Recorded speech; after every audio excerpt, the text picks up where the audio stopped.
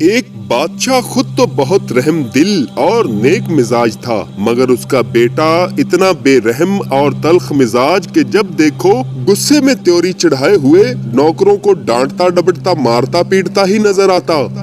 بادشاہ کو یہ خبریں پہنچی تو بہت رنج ہوتا، بہترا اشاروں میں سمجھاتا، مگر بیٹے پر ذرا اثر نہ ہوتا۔ تھوڑے عرصے بعد شہزادے کے ہاں لڑکا پیدا ہوا۔ اتفاق دیکھیے کہ اس کے خدمتگار کے گھر بھی عین اسی وقت لڑکا ہوا۔ بادشاہ نے محل میں جا کر دونوں لڑکوں کو ایک پلنگ پر لٹا دیا اور شہزادے کو بلا کر کہا، تم ان میں سے اپنا لڑکا پہچان لو۔ شہزادے نے دونوں لڑکوں کو ایک ساتھ دیکھ کر جواب دیا، میں تو نہیں پہچان سکتا۔ باپ نے کہا، کیا غریب اور امیر میں کوئی فرق نہیں؟ شہزادے نے کہا، مجھے تو کوئی فرق نظر نہیں آتا۔